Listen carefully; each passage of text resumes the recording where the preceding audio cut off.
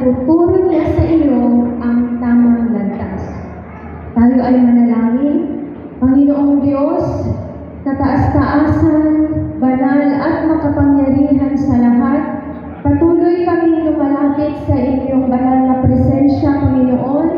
Salamat, Ama, sa iyong kabutihan, sa iyong walang hanggang katapatan sa buhay ng bawat isa sa amin.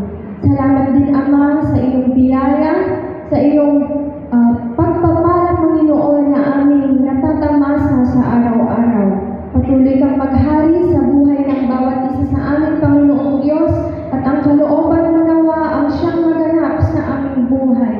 Panginoon, kami ay nagpapakumbaba sa iyong harapan. Bigyan mo kami, Panginoon, ng pusong dalisay, pusong mapagkumbaba, Panginoon, na handang sumunod sa iyong kalooban. Panginoon, hayaan mong kumilos ang iyong banal na spirito sa pamamagitan ng iyong mga salita. Ikaw lamang po ang siyang tanging mapapurihan sa mga oras na ito, sa ngalan ng aming Panginoong Jesus. Amen. Pwede na po tayong umupo, mga kapatid. Bago tayo dumako sa ikalawang bahagi ng mensahe patungkol sa pagtitiwala sa Panginoon, kaya i-review tayo mga kakabsat. Let's have a recap no inya dahil dyan. Nasurusuro tayo, maipapan iti panagtalik ken ako Diyos. Iti Ingles, it is trusting the Master's plan. Trust the Master's plan. Kung na tayo mga kakabsat. Trust the Master's plan. Iti umuna kakabsat nga magunod tayo no agtalik tayo kina ako Diyos. Iso iti naan-anay atay na. Trusting the Master's plan brings perfect peace. Ket mabasa tayo dito ay Isaiah chapter 26 verses 3 and 4. Kunana dito ay Ilocano. Sika o apo timangked iti naan-anay atay na. Kadagiti natibker ti panggap na, ken kadagiti agtalek ken ka. Agtalek kayo nga agnanayon iti apo, kanayon ang salakniban na tayo. Kadagito yung nga tiyempo nabsat, tiyempo iti gawat, tiyempo iti krisis, kaya talagang mapatas, mates iti panagtalek tayo kini Apo Diyos. Ngam naglagipin tayo kakabsat, that perfect peace is not the absence of storm or problems in our lives, but perfect peace is the presence of God in the midst of the storm. Bagaman takaaway mo, Shalom. Shalom. Kaya iti may kadua kakabsat, nga mensahe maipapan iti panagtalek kaniya ko Diyos. Kunana iti verse 5 iti Proverbs chapter 3, lean not on your own understanding. Huwag kang manalig sa sarili mong karunungan. Verse 6, in all your ways submit to Him. Alalahanin mo ang Panginoon sa lahat ng iyong ginagawa. Kakabsat, inya iti isursuro na daytoy nga bersikulo kada tayo. At kadi iti idea yung kakabsat na inya iti isursuro na daytoy kada tayo. Ikang kayo iti clue. Nagdagag kayo nga nalaing. Napaspas lang na ibagar dayto nga clue. Ito ay 8 letra, may 4 na pantig. Salitang English ito na nag-uumpisa sa letrang H. Ano kaya ito? Sa sino iti makapagto kakabsa, iti premyo.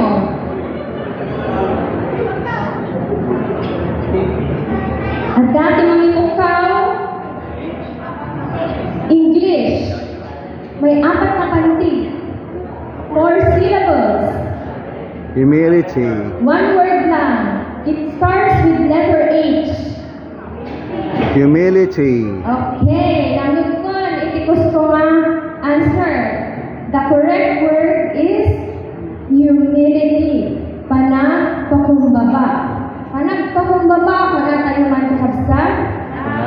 nagpakumbaba. Kaya't siya sinamet iti the best nga modelo kayo no maipapan iti panagpakumbaba. Ang nakita ni Pastor Felipe, niwat na, imbaga na, our perfect example of humility is no other than our Lord Jesus Christ. Tagiti mamati, ibagay man ti Amen. Amen. Iti panagdali kin ang Diyos, mangisuro kada tayo na agbyag akas ken Kristo Jesus. Trusting the Master's plan develops a Christ-like character. Kitaan man takaagay mo. Kitaan lang ang day tabagin. Let's have a self-reflection. Siya kadi, at daan kadi iti Christ-like character. At bibiyag kadi akas ken Kristo Jesus. Inya iti nagdumaan iti character ken personality. Mabantay iti personality kakabsat. Personality is how a person acts. Dahito'y dahil outward expression, di makikita tayo, maobserbaran tayo na behavior iti may sa tao. Dahito'y dahil kung paano siya kumilos, pamamaraan ng pananalita, paano siya makisalamuha sa ibang tao. Iyan po ang personality. On the other hand, ang character naman, it is who we are inside. The personality, the outer expression, ay yung behavior tayo. Character is who we are inside. Our inner qualities, our moral and ethical values. So dahil bagas, iti panagpanpanunod kayo, karaga iti puso kayo, nakaano tayo, iti dakes kinaimba na makaapektar iti aramid kayo, dagiti decisions kayo, iti inaldaw-aldaw. Kaya't mangtadang iti example, nag-research siya, na dumaduma ti inusan nga terminology na maipapanti personality types. Kaya amok nga, dahito'y kaya't pamilyar kada tayo amin, umuna, introvert, agati, extrovert. The introvert, dagiti kaya agmay sa hanggang makisocialize sa bayan na tao, mas enjoy na time na agmay sa. Ikabaliktaran naman, that extrovert, dagito'y dagiti kaslangay, haan na makompleto ti ano daw dalo, handang maki-socialize, handang na katungtong, dagiti gagayong da. Dahil ka iti example ni personality na kapsat. Adupay na dumaduma, at iti goal-oriented, at iti very active, at dapat iti passive, at nonchalant, at padada. At mapantay mo iti character. Iti character, at iti positive, at dapat iti negative. The example, iti character na kapsat, ito yung honest, humble, kind, compassionate, loyal, persistent, disciplined, kaya kaduma-dumapay. Iti negative man, syempre, adati honest, adati dishonest, adati self-centered, adati arrogant, and so on and so forth. Trusting the Master's plan develops a Christ-like character. Kakabsat, iti panagtalik kini ako Diyos, masapol nga kaduaan tayo iti panagad-agal, panagbasa, panag-meditate iti sasauna, kastamat iti panagkarkararag, tinuray bali iti fellowship with our fellow believers. At bayat iti panagad-agal tayo, iti sasauni ako Diyos, iti Santo Spirito, ket at trabaho iti biyag tayo makagsan. Kunala dito'y 2 Corinthians chapter 3 verse 18. At ngayong naalis na ang kalubong, nagniningning sa ating mga mukha ang kalwalhatian ng Panginoon. At ang kalwalhatian iyan na nagmumula sa Panginoon na siyang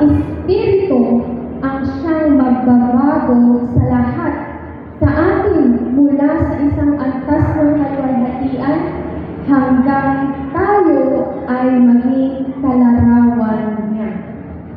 Iti Santo Espiritu kakabsat, tulungan na tayo nga agbiag akas ken Kristo Jesus. Ket iti templo iti Santo Espiritu, daytoy nga bagi, igdaman man day kadagim. Daytoy iti templo iti Santo Espiritu. Ket iti sasao ni Apo Dios, iso iti taraon tayo nga na espiritual. The Holy Spirit enables us to live a Christ-centered life. The Holy Spirit gives us the power to possess a Christ-like character. And the more nga agbasbasa tayo, the more we meditate on God's Word, kumitibker, ken umun-uneg, iti pamati tayo, iti panagtalek tayo kini Apo Dios, ket maagdaan tayo iti bileg, babaen iti Santo Espiritu, na agbiag nga kas kini Kristo Jesus. Kuna ni Pastor Rick Warren, iti nagsurat, iti The Purpose-Driven Life, God's ultimate goal for your life is not comfort, but character development. God wants us to grow and mature spiritually and to become like Jesus Christ. Itibiyag ang Christian man kakabsat, saan na puro namay. Masapul man nga dumalang tayo, iti na dumaduma nga pangnubok, itibiyag. Tapno ma-develop tayo siya, character tayo. Remember, for the thief cometh to steal, to kill, and destroy. Iti kabusor, kaya't na natakawan, kaya't na mapukhawan, dahi na pamating, panagtalit mo kini Apo Dios. Kaya't na rakrakan, dahi na relasyon mo kini Apo Dios. Uray pa'y iti relasyon mo, iti sabali nga tao. Sa sino ka na kayo, iti nangkadas nga ag-order online. Itayan naman ti iba na. Tinong pinaka-order via Lazada, Shopee, Yapay, TikTok Shop, iti parcel King and Queen, kayo. Anya ti, umuna nga ag-aramitin tayo, sakbay tayo nga ag-check out. Sakbay nga ag-add to cart, can ag-check out. Di basaan tayo dahil dyan product details, na inya ay dyan may papanan ni product. Kan basaan tayo agi dyan product reviews, agi dyan comments, na dumadong mga comments, agi dyan customers. Kan kitaan tayo no na nga ito dyan rating na. Apa yung nakas rating? Ar-aramin tayo. Sakbay tayo agatanan dahil dyan yung produkto. Mali tayo kaya't na maskam na itong ginatang mo, dinakitang page da, nagpintas. Dyan na bato. Yung itinaawat mo, ang dapat tibot-bot na. Hang mga napintas di pa nakagait na. Kahit na din tayo kayat na ma-expectation versus reality na kapsan. Kastamat iti panagbiag tayo nga na spiritual. Itibiyag ang Christian one, masapol na ukagen, basain, adalen, iti sasao ni Apo Dios, tapno saan nakakamaanlilaw, iti kabusor, saan nakakama-scam ni Satanas, saan ka mga expectation versus reality. Sa itibiyag, as may isang Kristiyano, saan lang na puro ng ay, at dapat itiliday, kabsa, ang buhay Kristiyano, meron din mga problema, pero napakabuti ng Diyos, mga kapatid. Napakabuti ng Diyos. Mabuti ba ang Diyos sa iyo? Amen. Mabuti ba ang Diyos sa iyo? Amen. Grabe! Amen.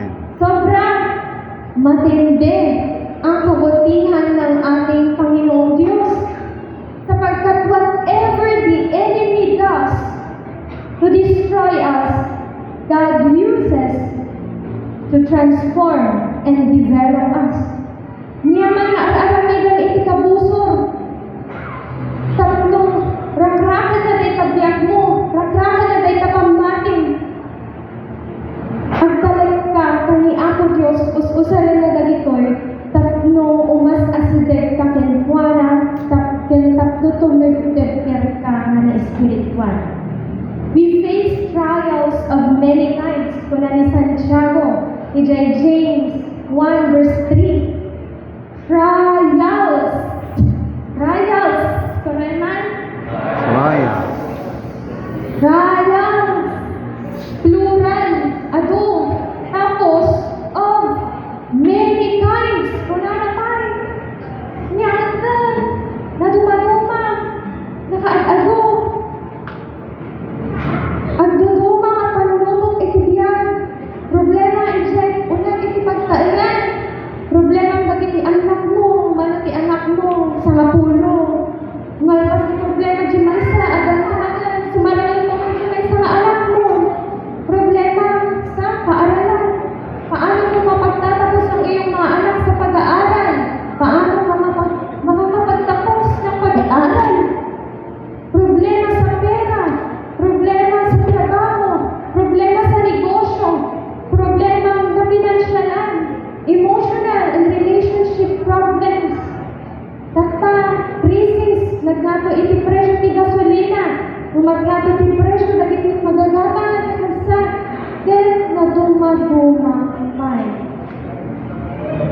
Apay na ta ipalubos ni Apo Diyos, nga makadasan tayo na ito'y kakabsat. God allows these trials of many kinds ngamin na duma-duma iti kayat ni Apo Diyos nga karakter na ma-develop kada tayo.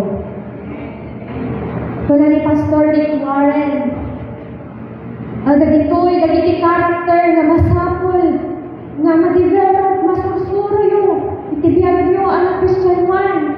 Umuna, the Beatific Fruits of Jesus, which is Matthew 5 verses 3 to 10. Nga anjay, blessed are the poor in spirit, pure in heart, meek, merciful, peacemakers, and so on.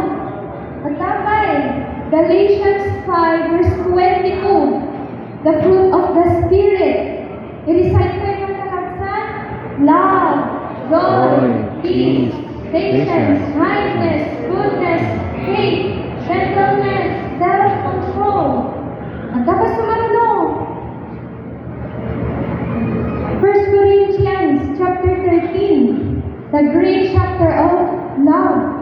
Ang ibaga ni Apostle Paul, love is patient, love is kind, love is not boastful. It is not self-centered. Kaya dumadumapay. Then mauni, agapay, yung baga ni Apostle Peter. Dagitoy, dagiti characteristics of an effective and productive life. Masapal nga maagdaan kayo iti pamati, goodness, knowledge, self-control, perseverance, mutual affection, and love. Nabilang niyo, kakabsat, lumano? Binilang ko, pinagas mga bilangan. Itinabilang ko kat 40. Nadya 40, 40. Yung mamati at mahala ang naagpating na iti 40, iti plano ni Apo Diyos na ma-develop kada tayo. Kaya, adda iti tuwalain kakabsat na kaya ko nga ibingay kada kayo na mamati at nga iso iti the best kang runaan nga masusuro tayo kumain ipanagbiag tayo na Christian one. Umuna, humility. Dahil na ibagatay tatay. Humility of Jesus Christ. Mabasa tayo in Luke chapter 22, verse 42. Nga bayat iti panagkarkaralag ni Apo Jesus, ijay bantay olivo. Tinuna ni Apo Jesus, Ama, no pagayatan, yadayo kenya, dahito'y ako pa, ipanagsagawa. Yan saan nga iti pagayatan, no di ket iti pagayatan. Jesus Christ humbly obeyed the Father's will. True humility, kakabsat, is not thinking less of yourself, but thinking of yourself less. In surat daytan ni C.S. Lewis, Clive Staples Lewis, iti nang surat no author ay pamilyar kada tayo nga The Chronicles of Narnia. May sa isura na itis iti niya ginagbalibag ni ako Diyos iti biyag na. Ket kunanang true humility is not thinking less of yourself, but thinking of yourself less. Saan nga ajay panagkitang ti sarili ket nagkasita, nagkapsuta, daytoy lang iti kaya ko nga aramiden, daytoy lang iti trabaho, daytoy lang iti sweldo, marigrigan kami laing. Saan nga kasjay nakabsat iti pudpudno nga panagpakumbaba. Nudi ket saan mo nakikitang dayjay kasasaad mo, dayjay bagim, nudi ket mangrugi ka nga kumita kini Apo Dios. Ag-focus ka kini Apo Dios. You learn to rely on God.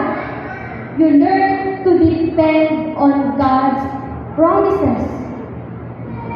Kakagsan, nusurutan laing itibukod ko nga knowledge, iti bukod ko nga timeline, ket sa anak ko mga nakadakder kada kayo, ita nga aldaw, sa anak pa'y ko mga mangrugrugi nga nangibimbingay iti sasuon ni Apo Diyos, dito'y sangwanan nyo.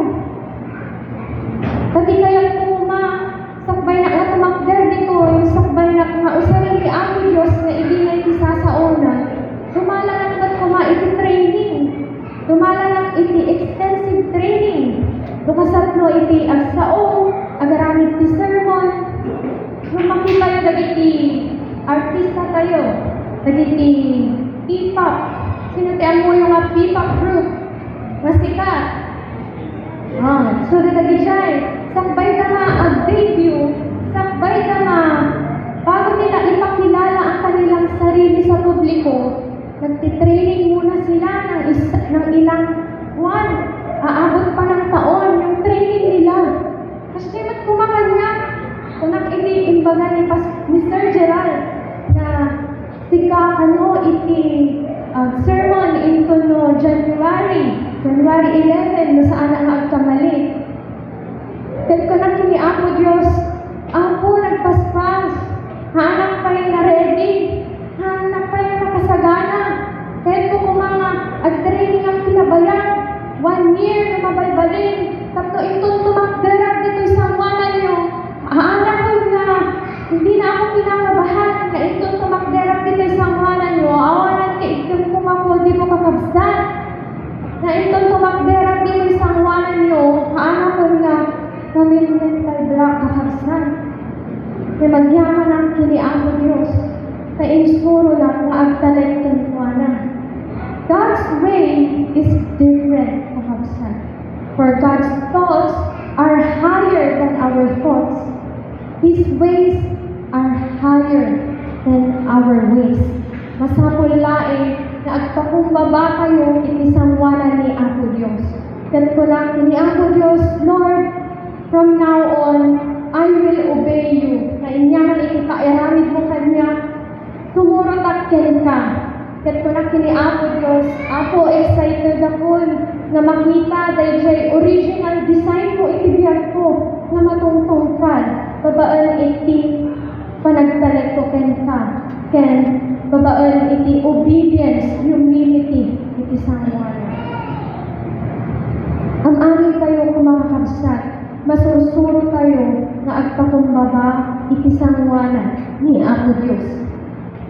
And I assure you, saan nga po iti hinalain ti tao, nudikat babaen iti bilag ti Santo Espiritu nga dagiti banag na saan mo nga kaya nga aramiden kapag panunutan nga narigat mo nga aramiden. Isu iti magtulong ken ka tapno mapagbalaygyang ti inyahan nga ipaaramid ni Apo Dios ken ka. At mapantayon iti may tagwa ang karakter ni Apo Dios kay koy iti kapintasan kang runaan nga masapol nga masursuro tayo. Isu iti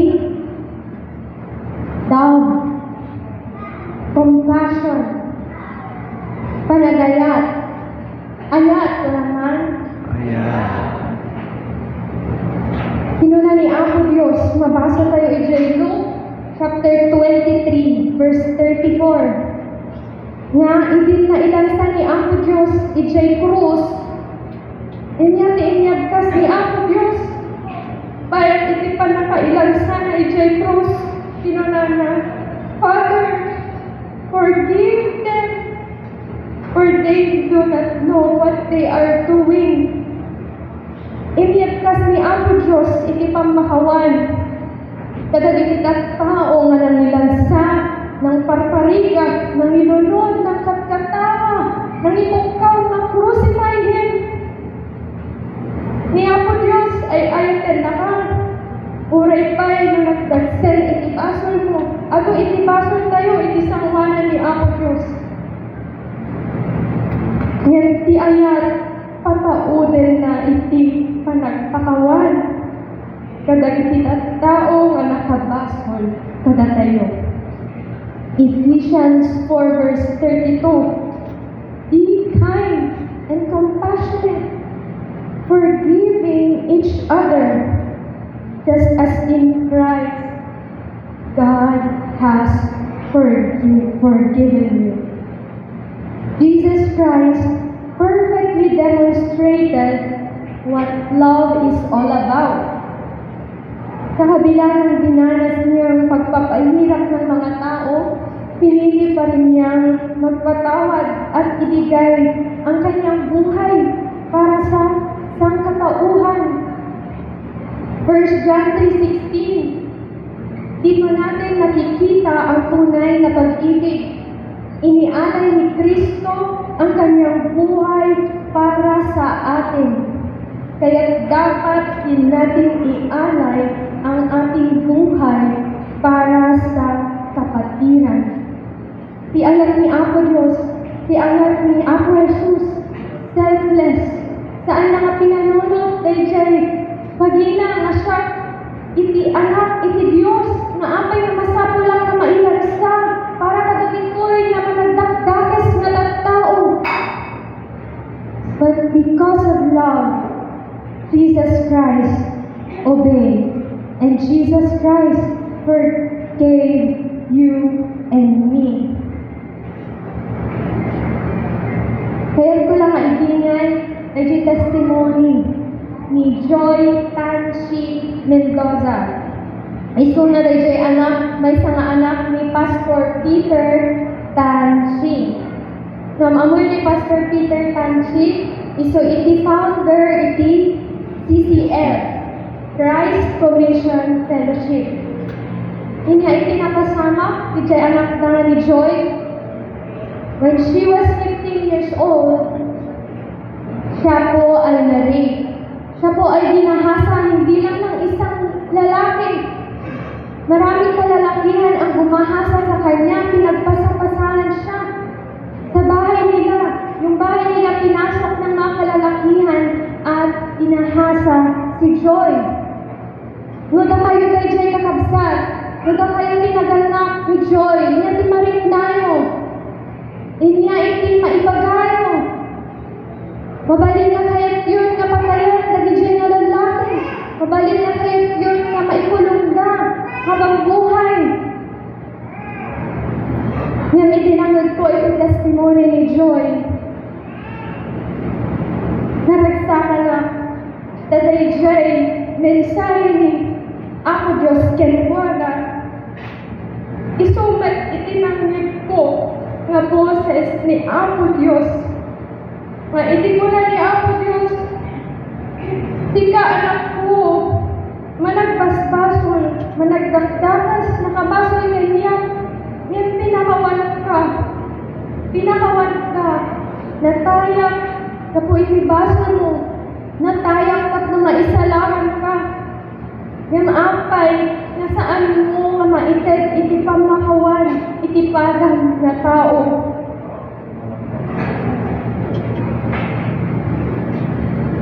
Katagyan na iti grace ni Apo Diyos. Idinanggal ko dahil siya na imaga ni Apo Diyos kanya. I chose to release forgiveness. Kakabsat. Amin tayo. Nagkurang, nagbasol iti sangwanan ni Apo Diyos. At masapoy nga masursuro tayo, nga iti pamakawan, iti pada tayo, nga tao. Brothers and sisters, let us love like Jesus Christ. And let us live like Jesus Christ. Becoming like Christ is not instant. Daan ma-automatic kakabsat, na ito nagbasa ka, iti Biblia, kinabukasan, kaya mo nang mamuhay katulad ni Kristo. It takes time, kakabsat, na ma-develop iti character ni Apo Jesus. Iso nga agiinganos tayo, an masanday nakaabay mo, itamanday nakaabay mo, agiinganos kayo, ipakita nyo iti alam kakabsat. At kung kahihirapan kang mamuhay bilang Kristiyano, tumingin ka kay Kristo. Kay Jesus ka mag-focus. Huwag kang tumingin sa ibang tao, kundi tanging kay Jesus ka lamang tumingin. Magtiwala ka sa Panginoon. Rely on God and depend on His promises. Trust in the Lord at talikakin ni Apo Diyos. Kadagiti tiyempo nga naragsak ka at talikakin ni Apo Diyos. Kadagiti tiyempo nga maligayan ti puso nang nangamuna nga at talik ka kini Apo Diyos. Ang ganap na kapayapaan ay hindi kawalan ng problema, kundi pagtitiwala na kasama mo ang Diyos sa anumang sitwasyon. Kasama mo ang Diyos sa bawat hamon ng buhay. Fix your eyes on Jesus, who perfectly demonstrated love and humility. Tawagan man niya tumakder tayo kakabsat.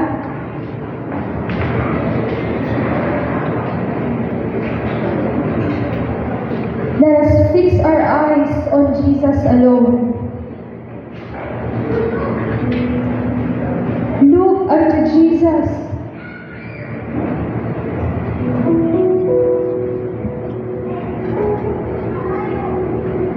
Looking unto Jesus, the author and the finisher of our faith.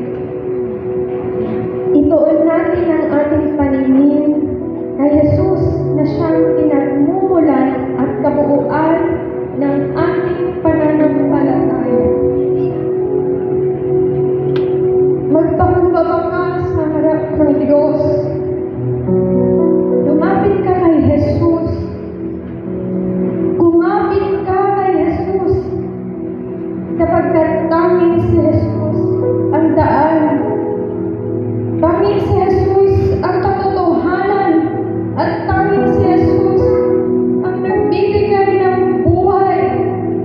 Buhay na walang hanggan. Manalig tayo sa Panginoon, mga kapatid. Manalig tayo sa Panginoon sa lahat ng panahon. Pagtiwala ka sa Kanya, sapagkat lubos ang Kanyang katupatan.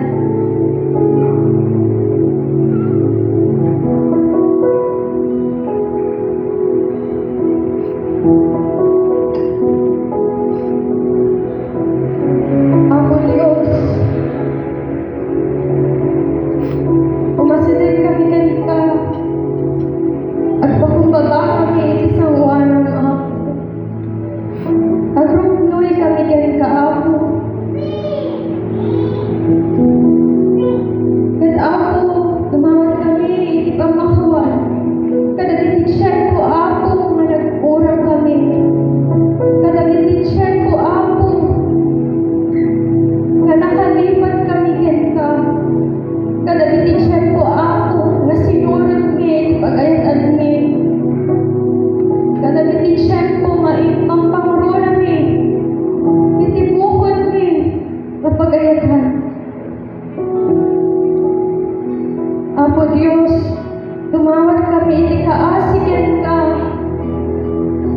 Daan pinakabailan, Apo, nga agbyag, nga kasken Kristo Jesus. Yan, Apo, agtultuloy kami, nga kumamangkin ka. Agtultuloy kami, nagpakumbabakit ka.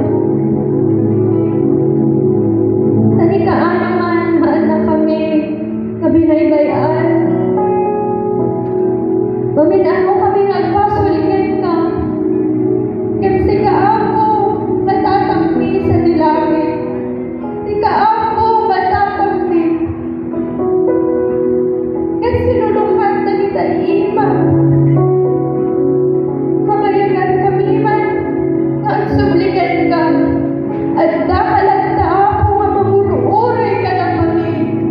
At dakalagta ako, nga sisasagana. Na mga ramot ka na kami. Ito nagsubli kami. Ito maamiris mi. Nagkurangan mi ka. Apo Diyos, nagpiahan kami. Itinauneg, nalawa, napanagayan mo ka na kami. Saan mi ka mabayanan dahito'y ako? Saan nga mabayaran itidakkel na panagayan mo? At iti maaramin nila, iso iti agpakumbaba, iso iti kamurot ken ka. Apo Diyos, iti panagbiag nila ng Kristyanuhan, masapol ni iti tuon. Masapol ni Apo iti presensya, iti nasantuhan nga Espiritu. Nga isu iti maknet, iti bilag ka na kami. Nga iton makaringna kami, iti panagkapoy. Iton makaringna kami, iti panagkapsun. Bataan kami, iti naan-anay na pigsa. Masumuron, naan-anay na pigsa. Nga papawanin, nagiti paadami nga tao. Nga ipagpagro na saan lang, iti bukod mi no diken. Nga iniya, iti pagsayaan, nagiti paadami nga tao. Na iso, iti kayat mo, nga aramidan mi. Nga agkiinayat kami. Nga iparit nami, iti panagayan ni Kristo Jesus. Kamaan, iti panagpakawan mi. Panangipakita mi, iti panagayan mi. Panangtulong mi, iti paadami nga tao nga agkasabulan. O ako, paday tayo,